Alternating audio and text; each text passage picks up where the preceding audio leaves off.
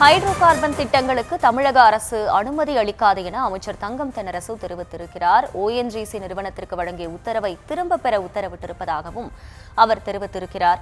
அண்மை செய்தியாக பார்த்து வருகிறோம். விவரங்களை செய்தியாளர் ராஜேஷ் வழங்க கேட்கலாம். ராஜேஷ் வணக்கம், முழு விவரங்கள். அகிலா வணக்கம். தமிழகத்தில் ONGC நிறுவனத்திற்கு அனுமதி கொடுத்திருப்பதாக காலையிலிருந்து அந்த பல்வேறு செய்திகள் வந்தவண்ணமாக இருக்கின்றது. அதற்கு தொடர்ந்து சுற்றுச்சூழல் ஆர்வலர்களும் அரசியல் கட்சி தலைவர்களும் தொடர்ந்து எதிர்ப்பு தெரிவித்து வருகின்றார்கள். இந்த நிலையிலே தமிழ்நாட்டில் எந்த பகுதியிலும் ஹைட்ரோ கார்பன் திட்டங்களுக்கான அனுமதியினை தமிழ்நாடு அரசு வழங்காது என அமைச்சர் தங்கம் தென்னரசு தெரிவித்து விரிவான அறிக்கை ஒன்றை வெளியிட்டிருக்கிறார்.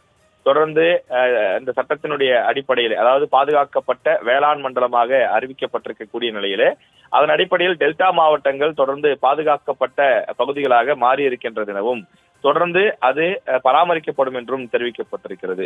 அது மட்டும் இல்லாமல் இதனை அடுத்துதான் ONGC நிறுவனத்திற்கு வழங்கப்பட்ட அனுமதியினை உடனே திரும்ப பெறுமாறு மாநில சுற்றுச்சூழல் தாக்க மதிப்பீட்டு ஆணையத்திற்கு தமிழ்நாடு அரசு வலியுறுத்தி இருப்பதாக தெரிவிக்கப்பட்டிருக்கிறது. மேலும் விவசாயிகள் மற்றும் பொதுமக்கள் நலன் கருதி தமிழ்நாட்டின் எந்த ஒரு பகுதியிலும் ஹைட்ரோ கார்பன் தொடர்பான எந்த ஒரு திட்டத்தையும் அனுமதிக்க முடியாது என்பதே தமிழ்நாடு முதலமைச்சர் மு க ஸ்டாலின் அவர்களின் திட்ட கொள்கையாகும் என்றும் அவர் தெரிவித்திருக்கிறார். மேலும் தற்போது மட்டுமின்றி எதிர்காலத்திலும் நம் மாநிலத்தின் எந்த ஒரு பகுதியிலும் இந்த திட்டத்தினை செயல்படுத்த தமிழ்நாடு அரசு ஒருபோதும் அனுமதி அளிக்காது என திட்டவட்டமாக தெரிவித்துக் கொள்வதாக அவர் குறிப்பிட்டிருக்கிறார்.